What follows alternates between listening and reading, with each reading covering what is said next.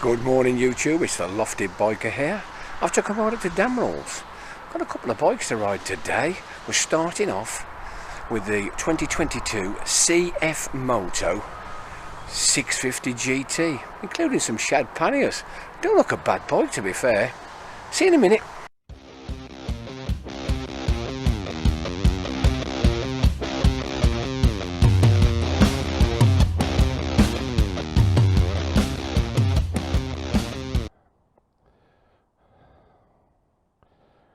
Okay YouTube, good morning. What do you think of this little beast? We've got the panniers on. This is the GT, the 650.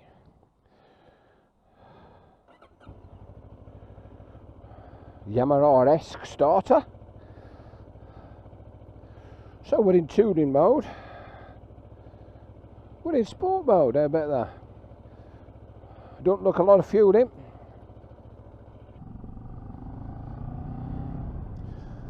Okay then YouTube, we're on the old CFMOTO CF650GT, a mini sports tourer. Got to say, it's quite a comfortable place to be. The seat is very firm. The gear lever has been set very high. It's okay for upshifts, but when you want to go down you have to take your foot off the peg, but it's alright. Indicators are quite easy to use. Fairly brisk little motor.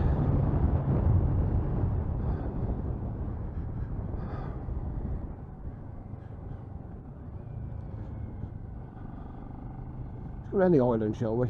Pegs touch down quite quick. Keep looking, nothing about. Yeah, it's not bad, it's always a good line. Shall we have a look at it? Let's give it a look-see before I take it round the route.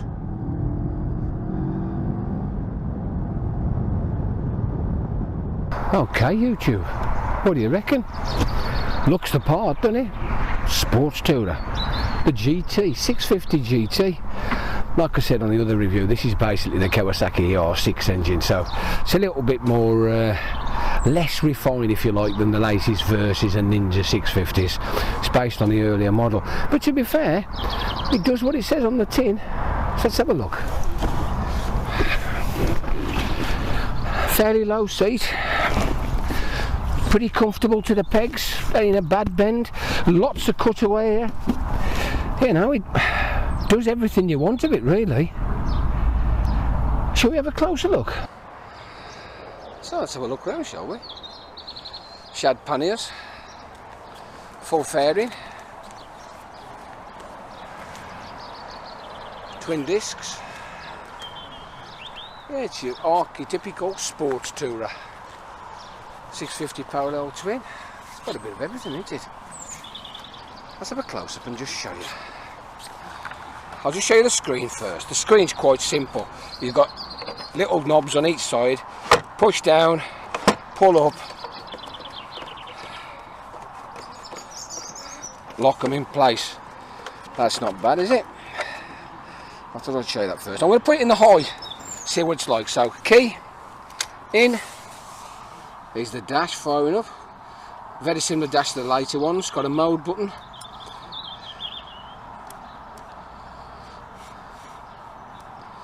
I think you have to have the engine running to change the mode button, but this is in sport mode, so let's come up and have a look. So we got adjustable levers on the front, the Yami style start isolate, hazard warnings underneath, coming across, everything's dead simple, adjustable clutch, we've got high and low, pass, indicators, horn, and there's your mode button. Now I believe it has got connectivity. This is for the connectivity setup. I'm not going to mess about with none of that because I'm not that interested, but a couple of useful little things I'll show you. So one, here's the first one, twin USB, fabulous, built into the cockpit, coming over the other side. I'll just turn it round, see if I can show it here. 12 volt cigarette style lighters on that side, not bad at all, is it? So let's come round, show you the panniers. Shad panniers, very, very similar to my RS panniers. I'm not sure. Oh, they're open, I think. Push, one click releases the pannier, lifts off and comes away. One on the little one there. So it's very, very similar to the RS. I'd say it's about the same size as well. Good size panniers, not bad at all. Perfect for going touring. We've got a side shock. You know, in general, I think the fit and finish ain't bad. If you are looking for a new bike and you can't afford a Japanese bike or a German bike, Chinese might be the way to go. They've definitely improved. They really have come on. They're not like they was when they first started coming over 20 years ago. Right, let's have a look at the specs. So these have been around since about 2019. Before they were called WK. Rebadged up CFMOTO, and this is the 2022 650GT.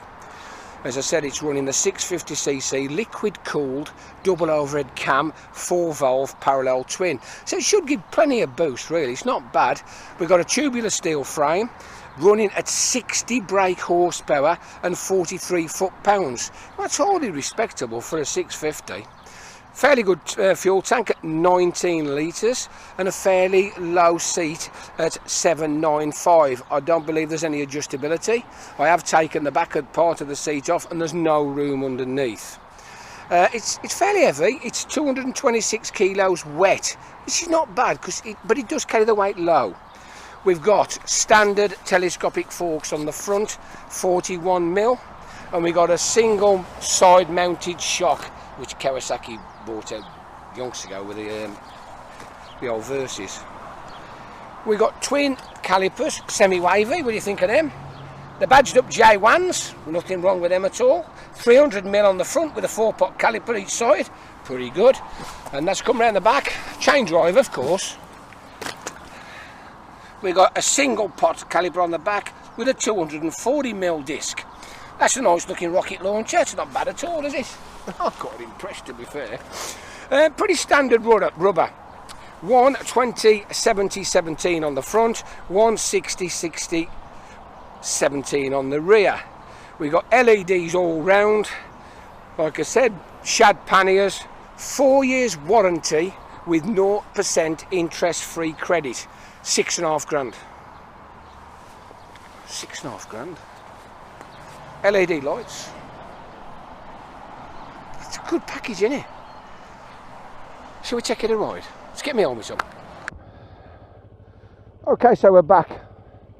I'll just show you the mode. Now the engine's running. So that's in touring mode. You get a tachometer up the outside. You get idiot lights down each side. You've got your gear position indicator in the top. You've got a temperature gauge and a fuel gauge. I've just put some fuel in, so it's just over half. We've got a clock. Put it in sport. So it's all more or less the same stuff. Yeah? Have a quick listen at the exhaust. It's not very loud, but it's got a nice parallel twin thrum to it. So here we go.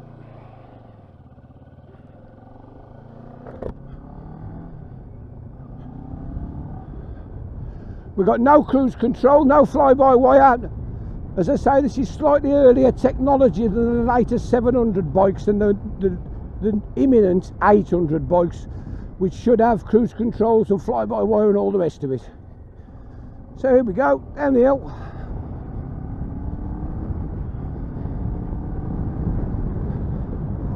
Nice and smooth, nice and easy up to 50. I've put the screen in the high position as you saw. I'm not getting any vibration or buffeting at 50. I'm getting a fair amount of wind noise. I will load it down in a while and let you know what it's like.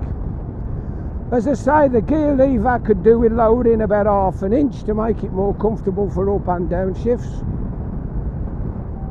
But we're in top gear, ticking along nicely, just shy of 4,000 revs, doing 50 miles an hour. There's a nice backrest to push your bum into where the pillion seat is. It's quite good. In general, I think it's quite a comfy, quite well laid out place to be. I'm not really a matte paint finish person, It's nice. It's okay. Just drop a cog coming at the bend. Very sure-footed. Brand new tyres, of course.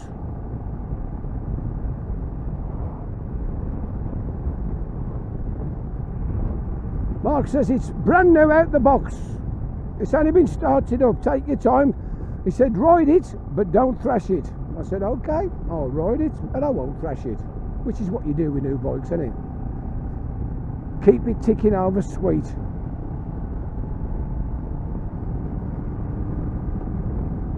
Yeah, I quite like this. The wing mounted mirrors, little bit cheap looking to be fair, but there's plenty of vision, I can see out of them. We're just dropping into a 30, so third gear 30. There are vibes through the bars you accept and expect of a twin, especially this mid-sized twin. I'm not sure whether there's any balancer shafts in here, but in general it's not too obtrusive. Quite a comfy, quite a nice place to be.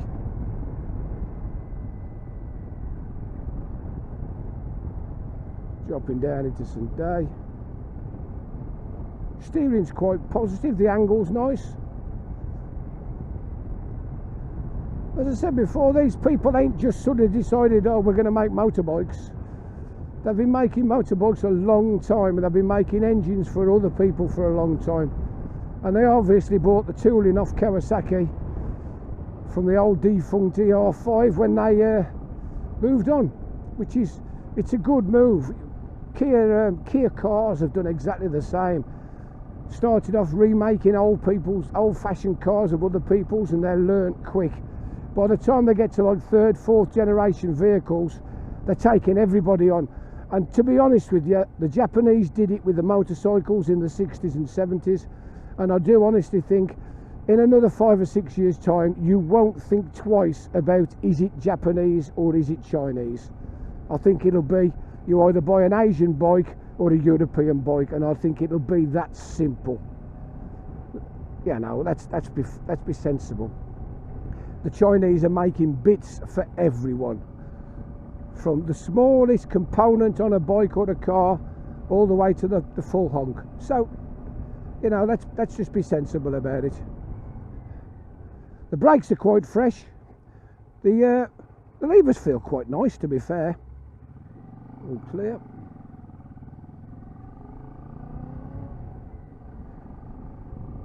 Yeah, you could go to work on this. You could take the missus for a ride, and if you wanted to go for a tour on it, you could easily tour on it. I'm not sure what the spec is about a top box, but as I say, it's got these Shad Panniers on. I would guess they're around 30 odd litres a piece. You know, they're not massive Panniers, but do you need everything? You could put a roll bag across the back and go touring, no problem at all. So here we are, nearly at the garage. We're going to take a right across to Trevesco. I'll just drop it into second. So round we go, all clear, national. Let's build it nice and steady.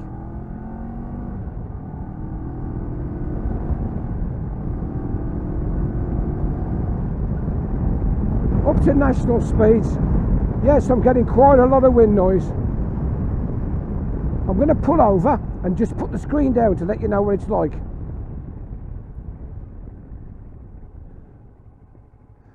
Here we go, just slacking off the two nuts.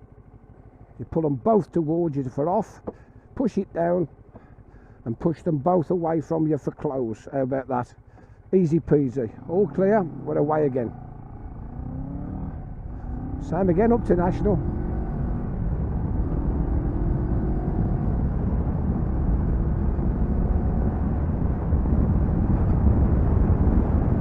Comfortable up to national speed limits without trying. Bit of breakage. Yeah, that holds a nice line. Yeah, they feel okay, the brakes.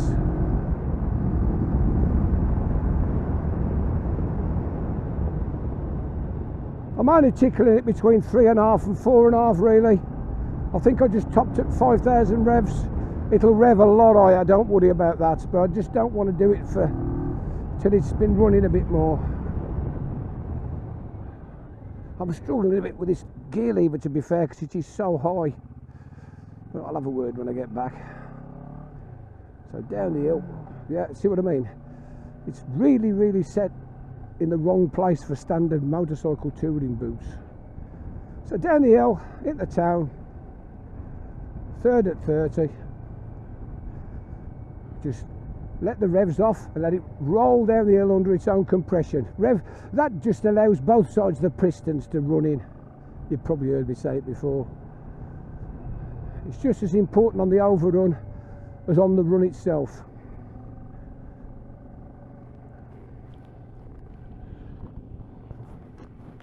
We've got the recycling lorry across the road. Lovely. So we're still in the 30. Just entering the National. I'm going to let these cars go because I want to do a few little things like test the brakes and do. Okay, so we're away again.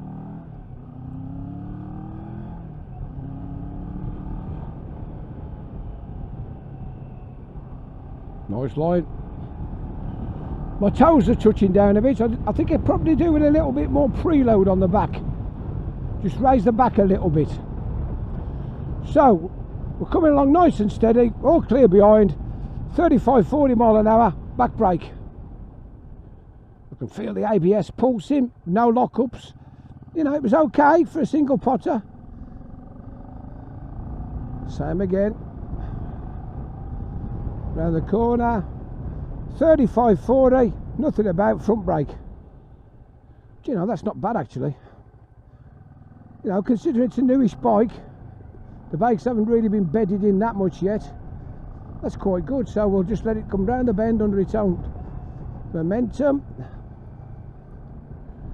We're going down the hill, it's a fairly steep hill, 35, third. Yeah, the brakes are fine. Yeah, emergency stop, no problem at all. So we'll carry on. We've got the cyclists coming up the hill all the way across the road, 3 abreast. Pedal boys, it's a steep hill.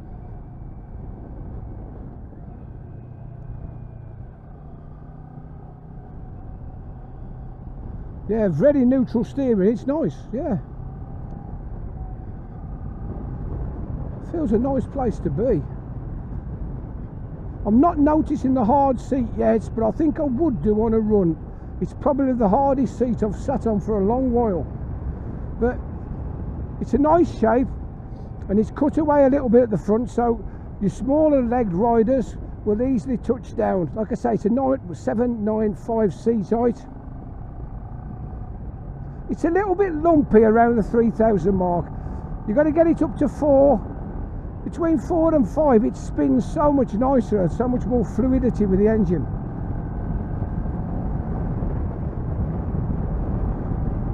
Yeah, I'm getting quite a lot of noise off the screen.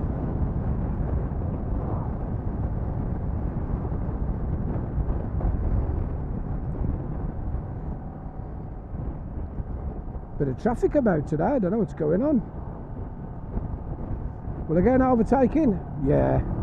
So nice and easy, not going mad.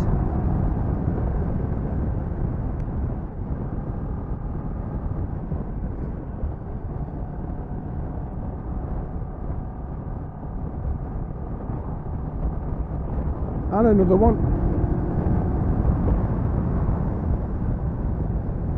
Road's nice and clear, nothing coming at all.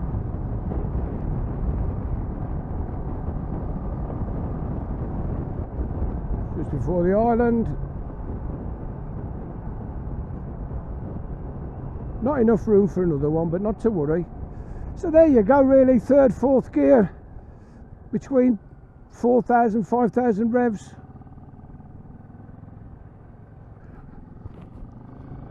Anyway, I've just come off the main road. I've just come around the back line a minute, just to see what it feels like when you have to work it a little bit. I don't mean the engine such, I mean the bike itself all over. Be a little bit more active.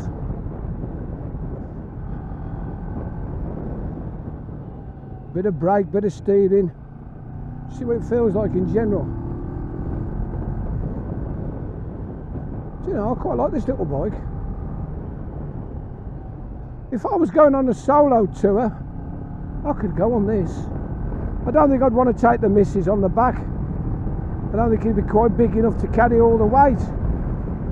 But to be fair, in everyday use, and the more the road's got a bit crappy, if you like, the suspension feels that little bit better. But I am heavy, don't forget. I'm 6'5". Just build it steady at the bend.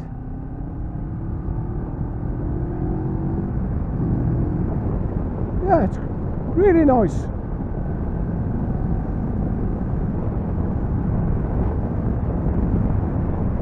Okay, I'll get back on the main roads and I'll finish the review off.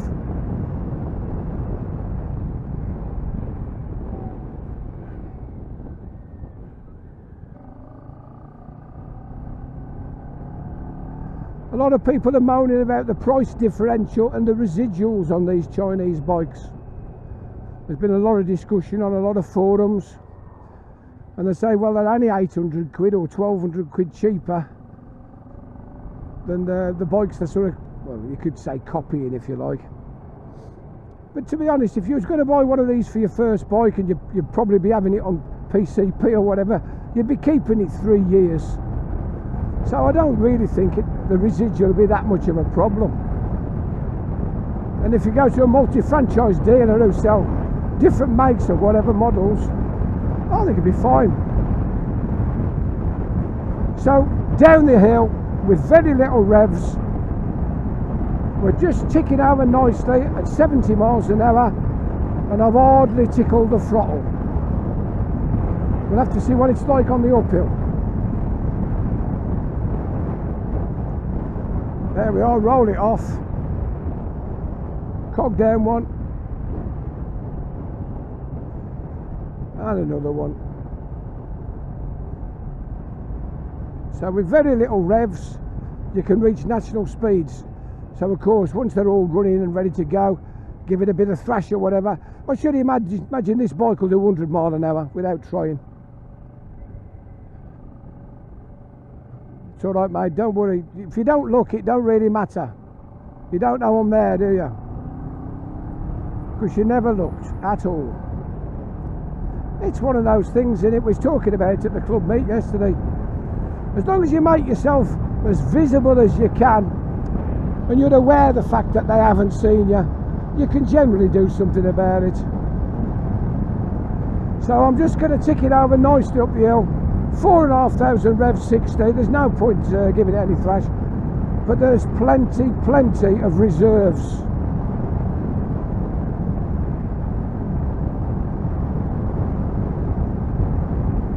Anyway, we're nearly back to Damerells. If you've enjoyed the video and you'd like to see a few more, click on the like, ding the bell, subscribe, leave me a message. I'll do my best to answer your questions. But I think I've tried to cover as much as I can about these Chinese bikes. I'm taking another one out in a moment, the next gen. The next generation, the 700. I think it's a development of this engine, but I'll tell you about that when we ride it. Anyway, this is the Lofty Biker saying ta-da for now. Ta-da.